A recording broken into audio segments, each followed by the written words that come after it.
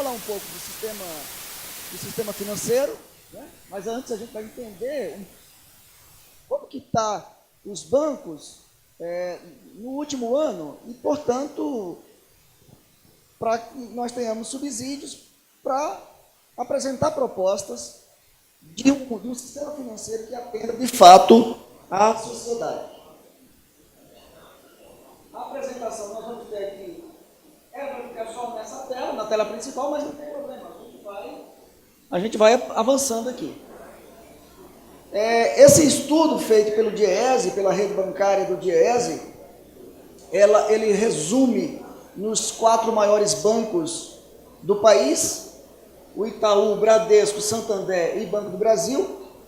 Em algum momento nós vamos estar incluindo a Caixa Econômica, tá? como uma complementação de informação, que é quem detém quase que a totalidade dos negócios, das transações bancárias, do número, da base de clientes, são essas instituições.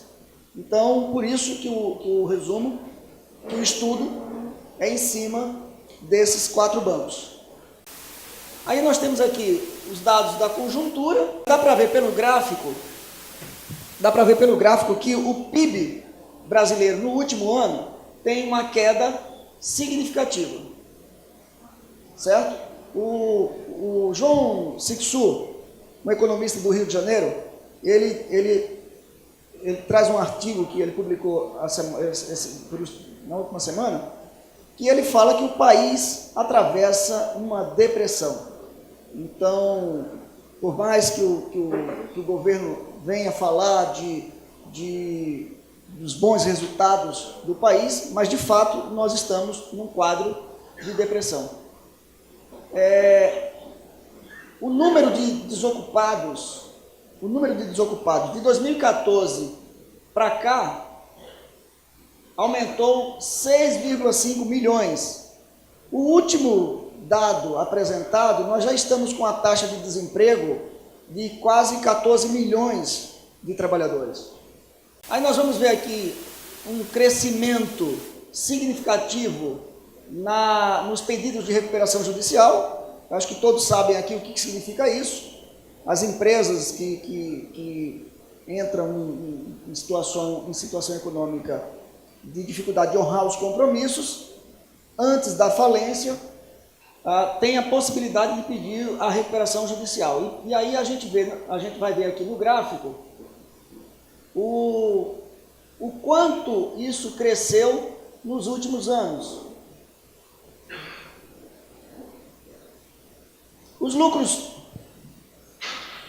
o PIB em queda, a taxa de desemprego, de desocupação elevada, as empresas recorrendo à recuperação judicial. Contudo, os bancos apresentam um resultado extremamente satisfatório. Extremamente satisfatório. Todos os 4 bancos apresentam aumento nos lucros. E com a rentabilidade chegando no caso do Banco Itaú, próximo de 22% de rentabilidade desse banco. O Bradesco 18%, Santander 17% e Banco do Brasil 11%. E quais os motivos que os bancos alcançam esses resultados? Redução das despesas de captação de recursos. Nós vamos ver lá na frente que o Banco Central, apesar de diminuir, ou melhor, o Banco Central diminuindo a taxa Selic, isso gera para os bancos uma possibilidade de fazer transações pagando menos juros. E com o resultado, com os resultados positivos elevados, por conta do spread bancário que os bancos mantêm em patamares muito elevados. Um outro motivo é a redução das despesas com previsão de devedores duvidosos. O único banco que manteve essa rubrica elevada é o Banco Bradesco, o crescimento das receitas da prestação de serviço, esse é um outro ponto que os bancos estão livremente para estabelecer as taxas de serviços ao bel prazer. O Banco Central não tem atuado regrando esse assunto dentro do sistema financeiro. Controle das despesas de pessoal, exceto no Banco do Brasil, que no ano de 2017 teve um crescimento, os demais bancos, todos teve ganho, e aí nós vamos ver que a diminuição do número de postos de trabalho, uma série de coisas relativas à despesa de pessoal. Controles administrativos, das despesas administrativas, fechamento de agência, né? Assim, muito objetivamente, o resultado o banco ganha com essa despesa também quando ele diminui os seus pontos de atendimento, os pontos físicos, né, que é uma modalidade, os bancos têm apostado, têm intensificado a questão das agências digitais. E a redução de impostos por meio de utilização de crédito tributário. No último ano o fisco observou que os bancos, se aproveitando de crédito tributário, registrou ganhos sobre os lucros. E é simples de entender. O sistema financeiro, no Brasil, não se paga tributos sobre juros de capital e sobre dividendos. O nosso salário lá na folha, à medida que nós recebemos, nós já pagamos lá as nossas alíquotas de imposto de renda, que vai de 15% a 27,5%. Os empresários como todo, e aqui nós estamos falando dos grandes, dos mega empresários, nas retiradas de dividendos, que são os salários deles, simplesmente não há tributação. Além disso, o ganho do capital próprio, também não há tributação sobre isso. Então, nós precisamos de uma reforma tributária no nosso país. Vale dizer que nós só temos 2 países no mundo que praticam essa política tributária. O Brasil e a Estônia, um país muito conhecido, inclusive, né? Todo mundo sabe onde é que fica a Estônia. Pois é ele. Né? Então, é preciso que a gente entenda a necessidade de também termos aí uma reforma tributária. Aqui nós temos os ativos, 4,8 trilhões, os ativos dos 4 maiores bancos do país. Se nós incluirmos a Caixa Econômica, esses ativos chegam a 7,2 trilhões de reais. Com esses resultados, todos com resultados positivos, exceto o Banco do Brasil, que tem aqui uma diminuição, Banco do Brasil e Santander com uma diminuição pequena. Os bancos têm operado, no que tange as operações de crédito, os bancos têm apostado, têm apostado naqueles créditos chamados os créditos mais seguros. Crédito imobiliário, o crédito consignado, onde o risco é extremamente baixo. Por sua vez, o resultado dos bancos, né, como vimos nos slides anteriores, os resultados do banco vêm, de certa maneira, dos ganhos de capital. O Santander tem uma carteira de crédito que, diferente dos outros bancos, o único banco que tem um aumento na carteira do crédito é o Banco Santander. Os demais mantêm-se praticamente estável. Né? Quando a gente está falando das taxas de juros, né, da taxa Selic, os resultados, né, os bancos diminuíram, né? Ou melhor, tem uma queda na taxa Selic, e aí, em que pese, aparentemente isso parece para os bancos que, ora, se a taxa básica está menor, os bancos vão ganhar menos.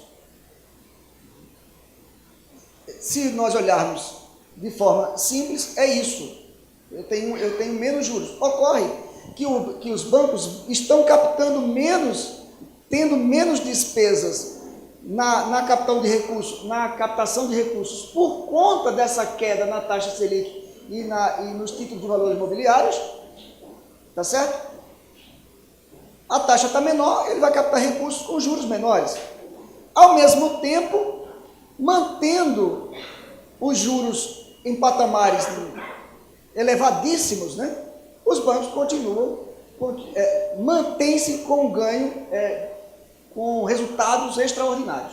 Então, mesmo com a diminuição da taxa Selic, os bancos também ganham em razão desse tipo de transação que faz.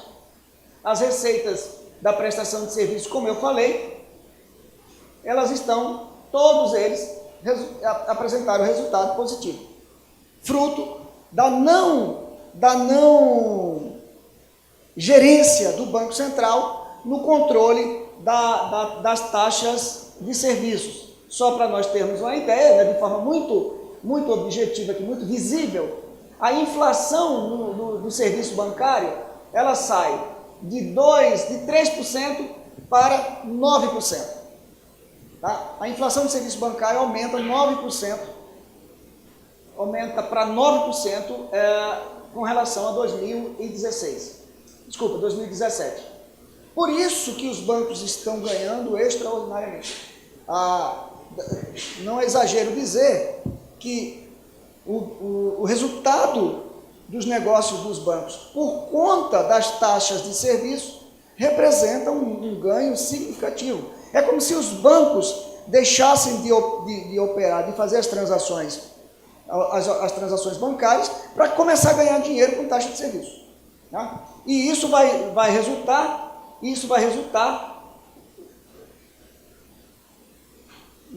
quando nós formos comparar isso com as despesas de pessoal, o que os bancos ganham com a prestação de serviços através das taxas cobradas, sobra para pagar a folha, a despesa de pessoal. Ou seja, despesa de pessoal não tem impacto nenhum no resultado operacional dos bancos. Aquilo que eu falei anteriormente, a despesa de captação dos recursos dos bancos, eles gastaram 71 bilhões a menos com a captação de recursos.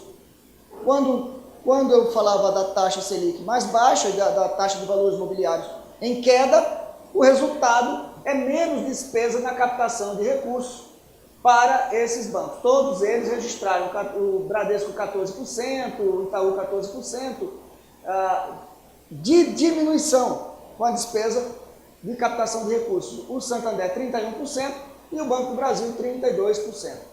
Despesas para devedores duvidosos também em queda, exceto no Bradesco, que mantém esse patamar.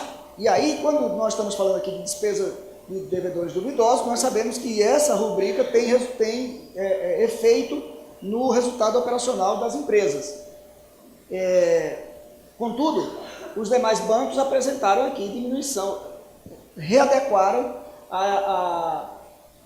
os valores, né, os números com relação às despesas com devedores duvidosos. A inadimplência mantém-se mesmo com o resultado. A inadimplência se mantém estável, né? Os bancos, todos, exceto o Bradesco, Santander, Banco do Brasil e Itaú, na faixa de 3%, 3,4%. Já o Bradesco sai de 5% para 4,5,5% para 4,7%, o que a gente considera uma situação estável no que tange a inadimplência. E por que a inadimplência mantém-se estável? Por conta do tipo de crédito que os bancos estão operando, né? Um crédito seguro, como eu disse, tanto na questão do crédito imobiliário quanto no crédito consignado. A despesa de pessoal de 2016, 2017, nós temos aqui o Bradesco com um aumento 2,2%, por conta do plano o PDVE que o Bradesco lançou meados do ano passado. O Itaú, 4%, o Santander, 3%, e o Banco do Brasil diminui 8% na despesa de pessoal. Resultado dos desligamentos que ocorreram entre 2016, e aí o banco economiza 22 bilhões com essas despesas. A relação entre despesas de serviço e tarifa de pessoal está aí, como eu falei, todos os bancos acabam, exceto o Bradesco, acaba tendo um ganho com relação ao que arrecada com taxas de serviço, de tarifas bancárias, em relação à folha de pessoal. Ou seja, todos eles têm condições plenas, a folha de pessoal não tem impacto no resultado operacional dos bancos. Os postos de trabalho diminui no Bradesco. No Itaú tem uma situação pontual, inclusive aqui apresentado por conta do Citibank, e aí é uma estratégia do banco que seguiu, que apontou para as novas contratações, considerando a finalidade de ter melhor desempenho na questão de vendas. Os demais bancos têm aí um fechamento, diminuição dos postos de trabalho, seja por conta do fechamento ou mesmo por conta dos desligamentos que ocorreram no último ano. 54% das agências dos postos resultantes da aquisição do HSBC já foi extinta do Bradesco. Né? O Bradesco, eu acho que quem é do banco pode ter percebido isso muito claramente, já quando estava no processo, né, aguardando ali o processo de autorização daquela transação, o Bradesco já começava a desligar pessoas dentro do próprio Bradesco, para quando quando viesse o pessoal do banco HSBC, o Bradesco já estava se ajustando ali. E ele segue nessa linha, né, diminuindo mesmo o número de postos de trabalho dentro da instituição. O saldo de empregos de 2012 para cá já reduziu 54.200 postos de trabalho que foram fechados desde 2012 até agora. Salvo engano, no primeiro semestre desse ano, só desse ano, já foram mais de 2.500 postos de trabalho fechados. As agências também sendo diminuído o número de agências no último ano. Bradesco fecha 565, o Itaú 133, o Santander aumenta uma agência e o Banco do Brasil diminui 670 agências bancárias. Está aí o resultado do HSBC na mão do Bradesco, né? Tem aquela elevação no início de 2016, ali em setembro de 2016, e vai chegar aqui em dezembro de 2017 com esse número de 68% das agências fechadas no Bradesco, as agências do HSBC fechadas. Bom, aí nós temos uma situação muito curiosa. Porque em fevereiro, início de fevereiro de 2018, os bancos anunciam a redução dos juros após o BC cortar a taxa básica a 6,75% ao ano. 7 de fevereiro. Em 23 de fevereiro, a outra notícia, o juro de cartão de crédito bate recorde em janeiro. É a questão de que nós falávamos do spread, e aqui uma manobra, né? Inicialmente anuncia que vai reduzir a taxa de juros, e aí, olha, abrir um parênteses aqui, é o que está acontecendo com o nosso país, né? O governo tentando explicar o resultado da economia do país com as taxas de emprego, e ele dizendo que mesmo com desemprego os trabalhadores estão arrumando mais emprego. Uma coisa que não dá para entender inclusive o que ele quer dizer. Mas o que os bancos estão fazendo, eu acho que ele está aprendendo com o sistema financeiro. Porque o que os bancos estão fazendo é isso. Diz que vai cortar a taxa de juros por conta da queda da taxa Selic, E já 20 dias depois está anunciando aumento recorde, né, apresentando aumento recorde nos juros. Os bancos sobem taxas em janeiro, mesmo com a queda de juros básicos, 27 de fevereiro, 7 de fevereiro, 23 de fevereiro e 27 de fevereiro, os bancos aumentam as taxas de juros. É isso. Bom, apresentado isso, a pergunta, e aí a pergunta vem para o debate. Nós estamos vendo aqui, de forma bem resumida, um sistema financeiro que se autorregula, né? Porque quando o Banco Central não determina, não regra, não estabelece limites para a questão desse serviço prestado pelo sistema nacional, e talvez seja por isso, não, eu tenho certeza que é por isso, que o sistema financeiro exige a autonomia do Banco Central. Obviamente que com a autonomia do Banco Central, onde quem apresenta os dirigentes do Banco Central é o próprio mercado, é para consolidar essa política de deixar a coisa correr a Deus dará. Então os bancos não têm regramento sobre a questão das taxas, do que cobra, do serviço que presta, tá certo? E a gente vai ver isso quando a inflação do serviço bancário é 3 vezes superior à inflação do país. E além disso, uma concentração absurda do sistema financeiro na mão de 5 instituições, onde estas detêm todo o controle do sistema financeiro, a base de clientes, os resultados dos bancos. Portanto, o desafio para nós é pensar, a partir disso que foi apresentado, é pensar em propostas para que a gente mude essa realidade. É preciso ter uma outra coisa que acontece nos bancos, é a questão dos ganhos. Os bancos atuam, digamos, um banco atua aqui no Mato Grosso do Sul, o que os bancos lucram em Mato Grosso do Sul acaba não ficando no Mato Grosso do Sul, não ajuda a produção local, não ajuda o Estado no desenvolvimento da localidade.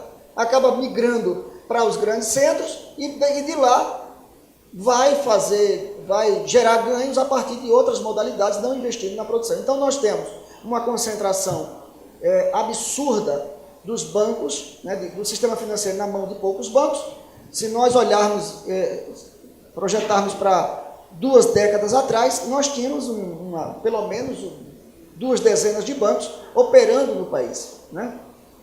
Uma concentração de bancos, a desregulamentação do sistema financeiro, deixando eles trabalharem da forma como quiserem, a concentração de riqueza na mão de poucos, a própria situação da não tributação, tanto no dividendos como no ganho de capital, que é um outro problema. É preciso haver tributação, é preciso haver uma reforma tributária para que haja uma taxação, quando a gente vai falar das grandes riquezas, nós estamos falando desse tipo de riqueza, tá certo?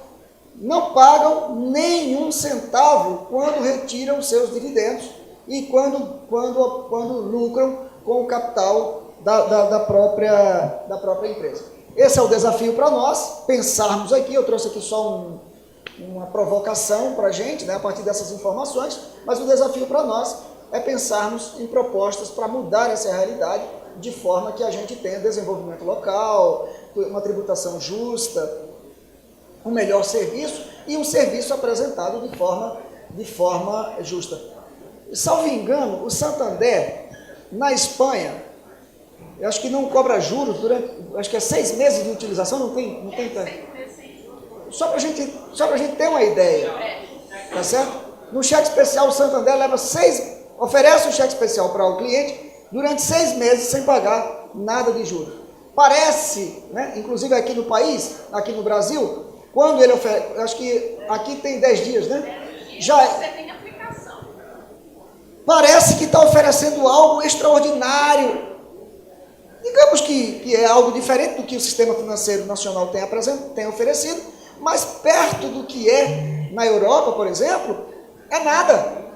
Tá certo? Portanto, é isso que nós precisamos pensar. Conhecendo a realidade, os números dos bancos no sistema financeiro nacional, pensar em alternativas para que a gente tenha